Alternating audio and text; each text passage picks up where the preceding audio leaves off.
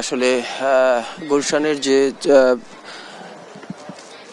গুলশানে বেগম জিয়ার যে বাসভবন ফিরোজা, সেই ফিরোজার সামনে থেকে তার কে বহনকারী যে ফ্রিজিং গাড়ি, সেই গাড়িটি কিন্তু হয়তো কিছুক্ষণের মধ্যেই বের করবে। আমরা যেটি দেখছি যে আসলে তাকে তার জানাজা স্থলে নিয়ে যাওয়ার জন্য যে প্রস্তুতি, সেই প্রস্তুতি কিন্তু এরই মধ্যে শেষ হয়ে গেছে। আমরা দেখছি যে আসলে যারা SSF এর যে সদস্যরা রয়েছেন এবং তার যে গাড়িতে, যে গাড়িগুলোতে নেওয়া হবে এবং তার যে স্বজন যারা জানাজায় অংশগ্রহণ করতে যাবেন, তারা কিন্তু তারা গাড়িতে উঠছেন, তারাও কিন্তু আসলে গাড়িতে উঠছেন এবং পুরো প্রস্তুতি হয়তো কিছুক্ষণের মধ্যেই ফিরোজা থেকে তাকে বহনকারী যে গাড়িটি, সেটি হয়তো জানাজার স্থলের উদ্দেশ্যে রওনা করবেন।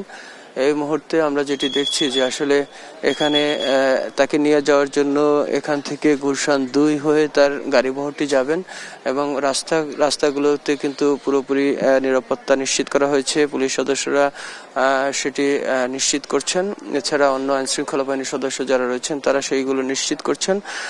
তবে জানিয়ে রাখি যে বেগম জিয়ারকে কিন্তু সকালে 9টা 15 মিনিটের সময় ঠিক এভারকেয়ার হাসপাতাল থেকে তাকে তার এই বাসভবন যমুনা, যেই বাসভবনকে ঘিরে তার অনেক অনেক স্মৃতি তার এখানে আছেন এবং এখানেই কিন্তু অপেক্ষা করছিলেন তার যে নিকটতম যারা স্বজন রয়েছেন, কাছের স্বজন যারা রয়েছেন, তারা কিন্তু এখানেই ছিলেন। তাদেরকে শেষবারের জন্য দেখানোর জন্য, শেষ বিদায় দেওয়ার জন্যই কিন্তু বেগম জিয়ার মরদেহটি এখানে নিয়ে আসা হয়েছিল। এতক্ষণ পর্যন্ত এখানে ছিল। এখন ঠিক আমরা যেটুকু দেখতে পাচ্ছি যে হয়তো তাকে কিছুক্ষণের মধ্যেই বাসা থেকে বের করে তাকে নিয়ে যাওয়া হবে জানাজা স্থলের উদ্দেশ্যে। এই মুহূর্তে দেখছি যে দলের যারা নেতাকর্মী রয়েছেন, অনেকেই কিন্তু আসলে সেখান থেকে বের হয়ে আসছেন, অর্থাৎ তারাও জানাজার দিকে যাবেন হয়তো অল্প সময়ের মধ্যেই।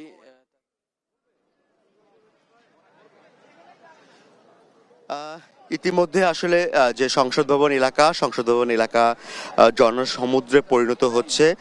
তারা আসছেন দেশের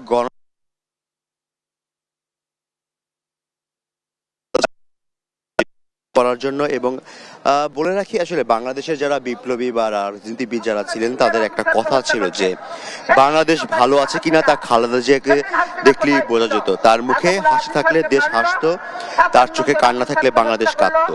তো স্বাধীন বাংলাদেশ আসলে যতবার গণতন্ত্র হারিয়েছে, ততবারই খালেদা জিয়া তা পুনরুদ্ধারে নিজেকে সঁপে দিয়েছেন। দেশ মা মাটিকে ভালো রাখার সেই রূপকথার রানীর আজ শেষ যাত্রা। ন্যায়পরায়ণ ও নীতির সাথে আপোষ না করা এই মহিষী রক্ষণশীল নারী খালেদা জিয়া, যে কিনা রক্ষণশীল ইসলামী রাষ্ট্রের প্রথম নারী প্রধানমন্ত্রী। একবার নয়, তিনি 3 বারের প্রধানমন্ত্রী। তার শাসন আমলে দুর্নীতির মুখে লাগাম টানার সেই কৌশলের সুফল পেয়েছে দেশের কৃষক, শ্রমিক।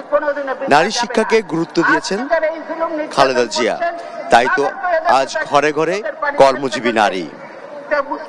বেগম জিয়ার দূরদর্শী দেশপ্রেম বাঙালি জাতিকে শিখিয়েছে ভোটের অধিকার। মানুষের ভোটের অধিকার বাস্তবায়নের লড়াইয়ে তার সাহসী ভূমিকা বারবার দেশে ফিরিয়ে দিয়েছে গণতন্ত্র। বলে রাখি যে সাধারণ মানুষের কাছে ক্ষমতা নির্ধারণের সাহস ছিল খালেদা জিয়ার, যার প্রতিদান পেয়েছেন তিনি। খালেদা জিয়া সবসময় একাধিক আসনে ধানের শীষের হয়ে ভোটের লড়াইয়ে ভোট যুদ্ধে নামতেন, আর দেশের মানুষ তাকে দিতেন সর্বোচ্চ সম্মান। আজ পর্যন্ত ভোটের লড়াইয়ে হার না মানা মুক্ত গণতন্ত্রের অবিসংবাদিত নেত্রী আজ নীরবে হাসছেন, আর কাঁদছে বাংলাদেশ। এ কান্না মাকে হারানোর সন্তানের। মায়ের গুরুত্ব সেই সন্তান জানে যে হারিয়েছে তার মাকে। আজ দেশবাসী চিরদিনের মতো হারিয়ে ফেলেছে মায়ের স্নেহ। প্রিয় মাতৃভূমিকে আধিপত্যবাদীর হাত থেকে রক্ষার চেষ্টা সবটুকু করে গেছেন খালেদা জিয়া। নিজের ভালো থাকার চিন্তা না করে শত নির্যাতন সয়ে সাধারণ মানুষের মুক্তির দিশারি হয়ে মাথা উঁচু করে দাঁড়িয়েছেন। তার অভূত ভয় ভূমিকা আশার সঞ্চার ঘটে গেছে গণতান্ত্রিকামী মানুষের মনে, সাহস জুগিয়েছে প্রতিবাদ জাগিয়ে রাখা। খালেদা জিয়া প্রতিহিংসার রাজনীতিতে বিশ্বাসী ছিলেন না। মিথ্যা মামলায় তাকে থাকতে হয়েছে নির্জন কারাগারে, যেমন তিনি কারাগারে বন্দী হয়েছিলেন 1971 সালে পাক বাহিনীর হাতে।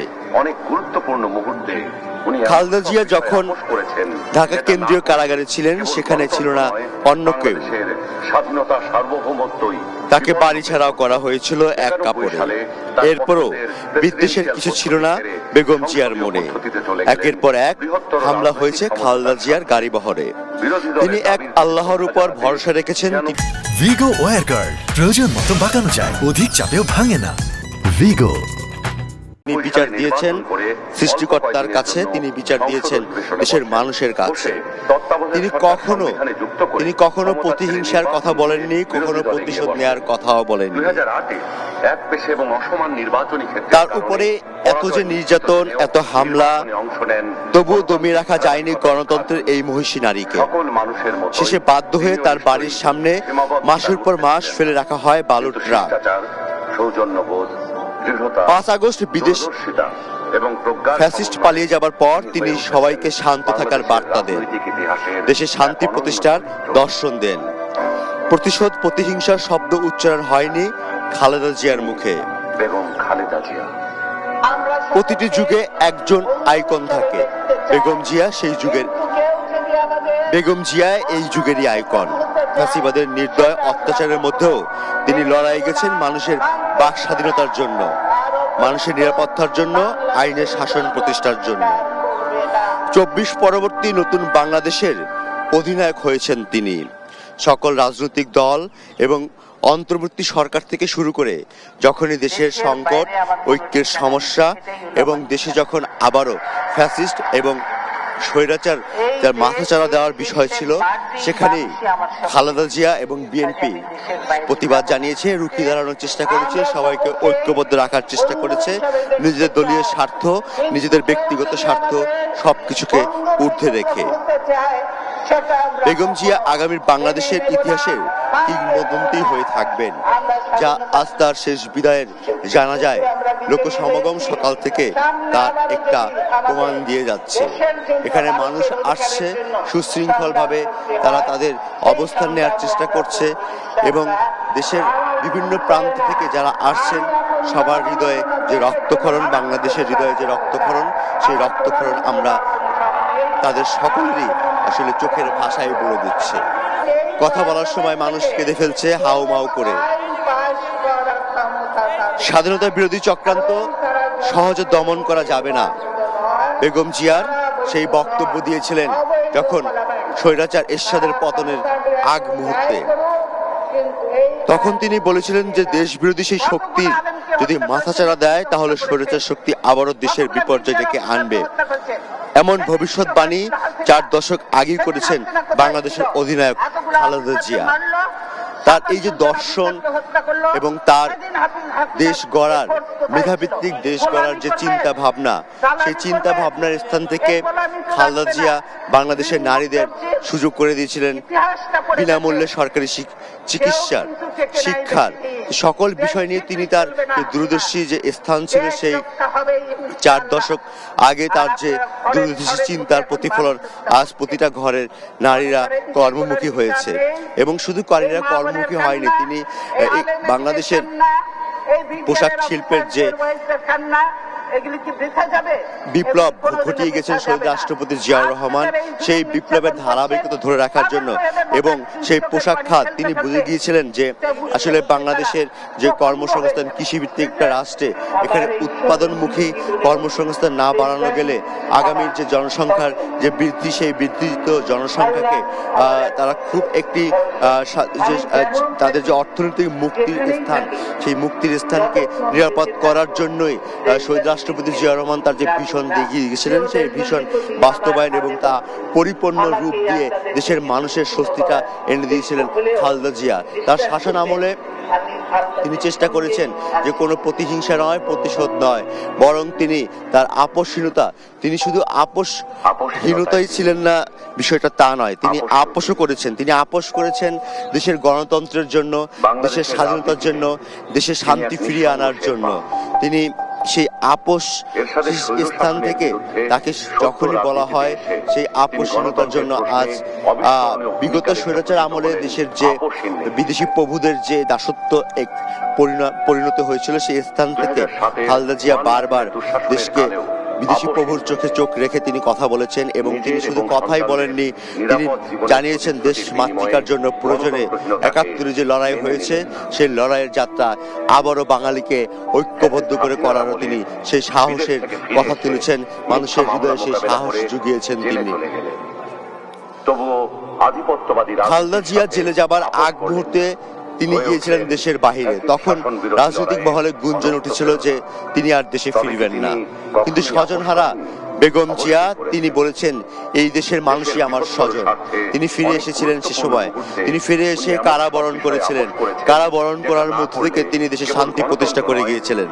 কারণ সেই সময় যদি সংঘাতের পর সংঘাত নেতা কর্মীদেরকে তিনি এবং দেশের মানুষকে যদি তিনি তৎকালীন সরকারের বিরুদ্ধে দাঁড় করে দিতেন, তাহলে রক্তের বন্যা আরো এদেশে এই বাঙালি যে রক্ত দিয়ে স্বাধীনতা অর্জন করেছে সেই বাঙালি আরো রক্তের হোলি খেলায় মেতে উঠত। সেই রক্তের হোলি খেলা বন্ধের জন্য দেশ নেত্রী খালেদা জিয়া তিনি তখন সকল অপরাধ যে অপরাধ তিনি করেননি সেই অপরাধের দায় মাথায় নিয়ে তিনি দেশের শান্তি প্রতিষ্ঠার জন্য, দেশের গণতন্ত্রকে আরো সুশৃঙ্খল করার জন্য নিজেকে নিয়ে গেছেন নির্জন কারাগারে। সেই কারাগারে তিনি ছিলেন একা, সেই একা কারাগারে তাকে রাখা হয়েছে। বিএনপির তরফ থেকে বারবার দাবি করা হয়েছে যে বেগম জিয়াকে তখন স্লো পয়জন দেওয়া হয়েছে, সেই পয়জনের পরবর্তীতে তার চিকিৎসার যে বিষয়টি, এবং তিনি উন্নত চিকিৎসার জন্য বারবার দেশের বাইরে যাওয়ার জন্য তার পরিবারের তরফ থেকে, তার দলের তরফ থেকে আবেদন জানানোর পরেও আসলে তৎকালীন আওয়ামী লীগ সরকার সেই আবেদনে কোনো ধরনের সাড়া দেয়নি। উল্টো তারা বলেছেন যে দেশেই ভালো চিকিৎসার ব্যবস্থা রয়েছে, কিন্তু তখন দেখা যায় তৎকালীন এমপি মন্ত্রীরা, এমনকি আওয়ামী লীগের সাধারণ যে কর্মীরা ছিলেন, তারা দেশের বাইরে চিকিৎসার জন্য প্রতিনিয়ত ছুটে যেতেন।